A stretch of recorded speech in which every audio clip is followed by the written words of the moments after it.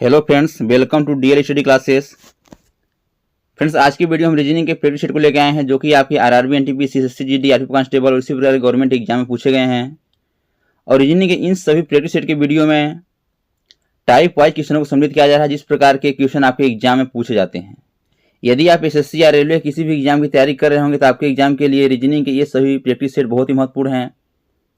तो चलिए बिना देरी के अपने क्वेश्चन को आगे बढ़ते हैं और देखते हैं किस प्रकार के रीजनिंग से क्वेश्चन हमारे एग्जाम में पूछे जाते हैं और उन क्वेश्चनों को हल करने का सबसे आसान तरीका क्या हो सकता है।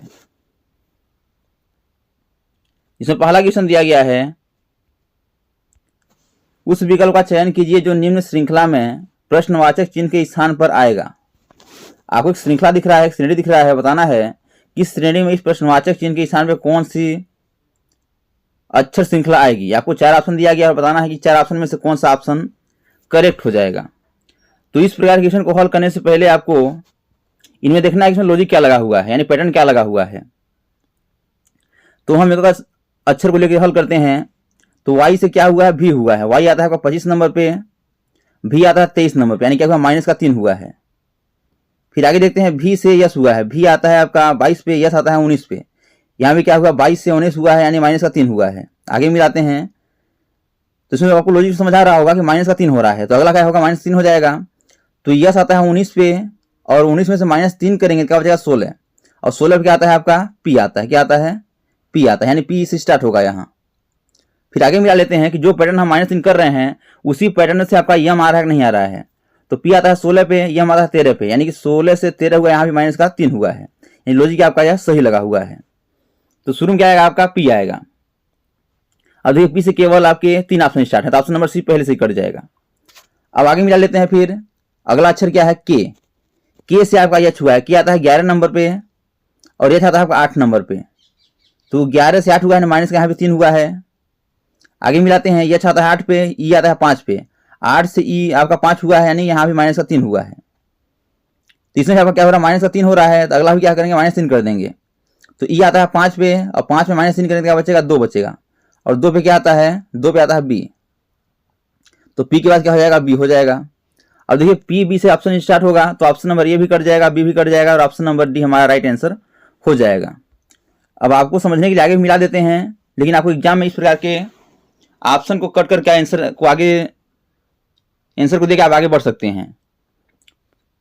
अब देखिएगा जो पैटर्न हम लगाए थे कि ई से आपका बी हुआ है, तो अगला ये आपका वाई हो रहा है कि नहीं हो रहा है, तो देखेंगे तो वाई किस प्रकार हो रहा है, बी आता है 2 नंबर पे और वाई आता है 25 पे। तो 2 से 25 हुआ है, यानी कि 2 से 25 किस प्रकार हुआ है, तो आपके अंग्रेजी जो आपके एबीसीडी होते हैं उसमें 26 अक्षर होते हैं, 26 होते हैं। तो 2 हो गया है और 2 में से क्या करेंगे, -3 आपका 26 होते हैं और आपका 2 दिया गया, तो क्या करेंगे हम, आपका घटा देंगे, क्या बचेगा, 25 बचेगा। यहाँ आपका 25 हो जाएगा, यहाँ भी -3 हो रहा है। आगे मिला लेते हैं, एक अक्षर बचा हुआ है, तो यह आता है आपका 19 पे। 19 से पी आता है आपका 16 पे, 19 से आपका 16 हुआ है, यहाँ भी -3 हुआ है। फिर देखिएगा 16 से आपका 13 हुआ है, यहाँ भी -3 हुआ है। और 13 से फिर क्या होगा, -3 होगा, क्या बचेगा आपका 10। 10 पे क्या आएगा, जे आएगा। क्या आएगा आपका, जे आएगा। यहाँ क्या हो जाएगा आपका, जे हो जाएगा। फिर जे से आपका जी आता है 10 पे, जी आता है आपका 7 पे, यहाँ -3 हुआ है, तो आपका पी बी जे हमारा करेक्ट आंसर हो जाएगा। लॉजिक क्या लगा हुआ इसमें, सब -3 करना है। नेक्स्ट दिया गया है, यह क्वेश्चन आपका ओपन डाइस से है कि निम्नलिखित घन में स्टार के विपरीत दिशा में कौन सा चिन्ह होगा। बताना है जो स्टार है इसके विपरीत कौन सा चिन्ह होगा। तो आपको ओपन डाइस क्वेश्चन को हल करने से पहले क्या करना है, ओपन डाइस के जो आपके चिन्ह या अक्षर दिए होते हैं या संख्या दिए होते हैं उन्हें हम कैसे निकालते हैं। तो एक अक्षर या चिन्ह या संख्या का सिंबल का हम अंतर करके उसका विपरीत निकालते हैं। जैसे कि इस चिन्ह का विपरीत आपका त्रिभुज हो जाएगा, यानी कि इसका विपरीत क्या हो जाएगा, इसका विपरीत आपका त्रिभुज हो जाएगा। क्या हो जाएगा, त्रिभुज हो जाएगा। और इसका विपरीत आपका ये हो जाएगा और इसका विपरीत क्या हो जाएगा, आपका ये हो जाएगा। पूछा किसका है, पूछा आपका स्टार का। स्टार आपका ये है, तो स्टार का विपरीत क्या हो जाएगा आपका, यह पंचभुज की आकृति जो दिख रही है, जो आपका काला से भरा हुआ है, इस प्रकार से आकृति दिख रहा है जो, ये आपका इसका विपरीत हो जाएगा इस प्रकार से। इसलिए इसका ऑप्शन नंबर जो सी है ये आपका राइट आंसर हो जाएगा। इस प्रकार से आप क्या करते हैं, विपरीत निकाल सकते हैं। नेक्स्ट दिया गया है कि दिए गए पैटर्न को ध्यानपूर्वक अध्ययन करें और प्रश्न चिन्ह के स्थान को ज्ञात कीजिए। बताना B3 E4 H7 K8 H9 N9 question mark T11 W13 Z24। तो आपको क्या करना है कि पहले आपको लॉजिक ढूंढना है कि किस लॉजिक से हमारा ये आपके Z24 और H7 आ रहा है, उसी लॉजिक से हम इस क्वेश्चन मार्क की जगह पे अपने आंसर को ला सकते हैं। तो बहुत ही आसान क्वेश्चन है। यदि हम इसे जोड़ देते हैं तो 3 और 4 क्या हो जाएगा 7, क्या हो जाएगा 7। और बी आता है आपका 2 पे, ई आता है आपका 5 पे, शुरू क्या हो जाएगा आपका 7 हो जाएगा। और बी आता है आपका 2 पे,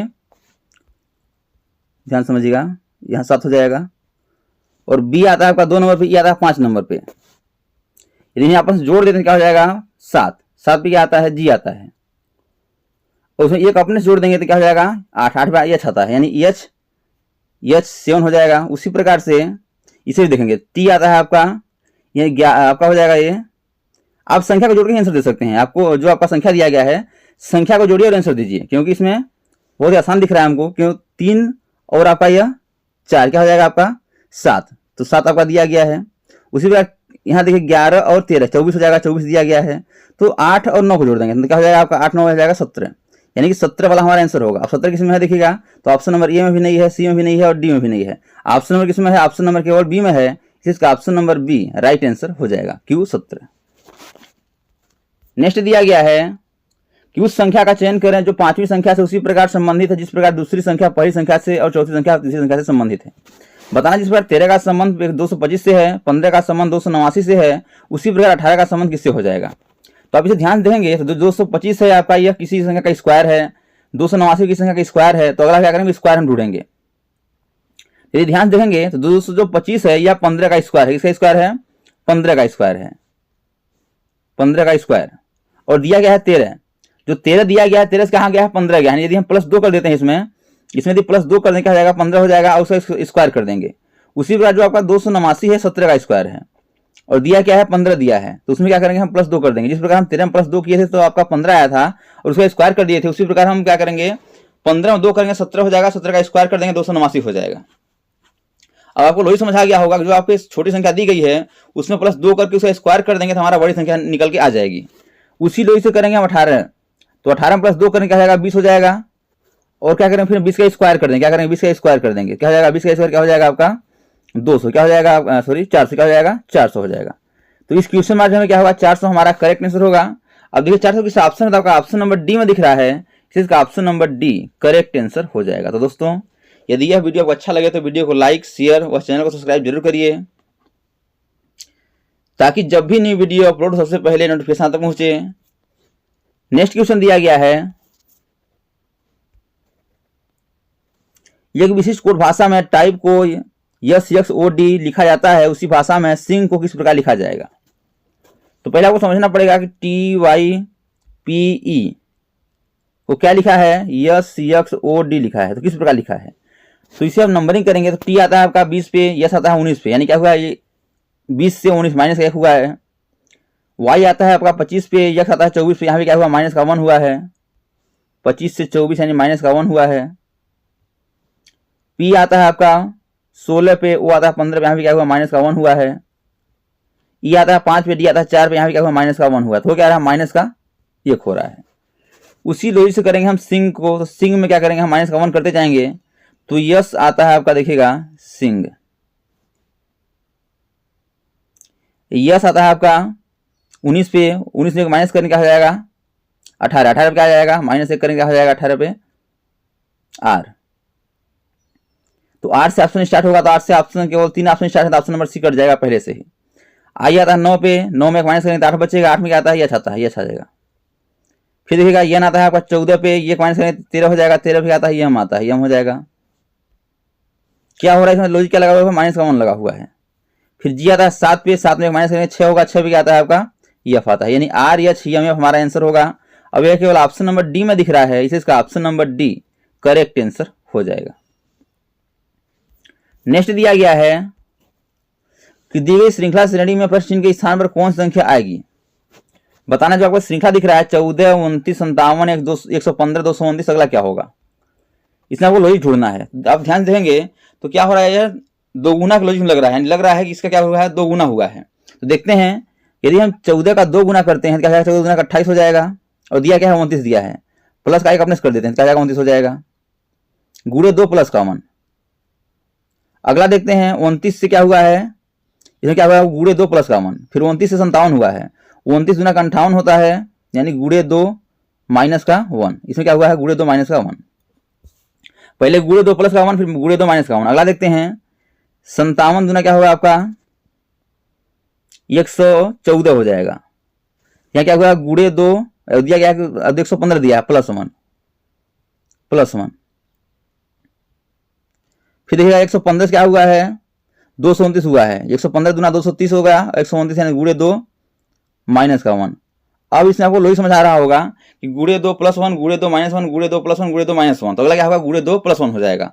तो 229 ना क्या हो जाएगा 458, और प्लस का 1 हो जाएगा, क्योंकि लॉजिक क्या लगा हुआ है, गुणे 2 प्लस 1 गुणे 2 माइनस 1, तो इसमें क्या हो जाएगा, माइनस हो चुका है प्लस हो जाएगा, क्या हो जाएगा 400 आपका 59, यानी इस क्वेश्चन मार्जिन में क्या होगा 459 हमारा करेक्ट आंसर होगा। अब देखिए इस ऑप्शन में तो आपका ऑप्शन नंबर बी में है, इसे इसका option number B right answer हो जाएगा। तो इस प्रकार से आपको लॉजिक को ढूंढ के अपने आंसर को देना है। नेक्स्ट दिया गया है क्वेश्चन आपका वेन डायग्राम से है, उस वेन आरेख को चुनिए जो दिए गए वर्गों के बीच के संबंध को सर्वश्रेष्ठ निरूपित करता है। माता बेटियां महिलाएं, बताना माता बेटियां महिलाएं के बीच सही वेन डायग्राम क्या हो जाएगा। तो माता महिलाएं बेटियों के बीच हमें पहले वेन डायग्राम समझने से पहले उनके बीच संबंध को समझना है। तो अभी ध्यान देंगे तो जितने भी महिलाएं हैं यह माता के अंतर्गत ही आती हैं, और आपकी जो बेटियां हैं कुछ बेटियां क्या माता होती हैं और महिलाओं के अंतर्गत भी आती हैं। तो पहले आप वेन डायग्राम बना लेंगे किसका, महिलाओं का, एक बड़ा सा बना लेंगे महिलाओं का, और जितने भी महिलाएं हैं माता होती हैं, और जितने भी माताएं होती हैं वो बेटियां की होती हैं, क्योंकि बेटियां ही माताएं होती हैं।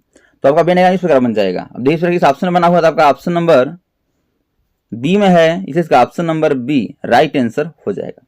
तो वेन डायग्राम क्वेश्चन को हल करने से पहले आपको उनके बीच के संबंध को समझना है, इनके बीच का सही रिलेशन क्या है। तो दोस्तों thanks for watching this video. यह वीडियो आपको कैसा लगा कमेंट बॉक्स में जरूर बताइएगा, और इसी प्रकार के ऑल गवर्नमेंट एग्जाम पूछे जाने वाले GK, GS, maths, reasoning, Hindi, current affairs और लुसेंट संबंधी क्वेश्चनों को पाने के लिए हमारे यूट्यूब चैनल को लाइक शेयर सब्सक्राइब कर बेल आइकन को प्रेस करना भूलिएगा, ताकि जब भी नई वीडियो अपलोड सबसे पहले नोटिफिकेशन आप तक पहुंचे। तो आज तक इतना ही, मिलते हैं नेक्स्ट वीडियो में, तब तक के लिए जय हिंद, वंदे मातरम।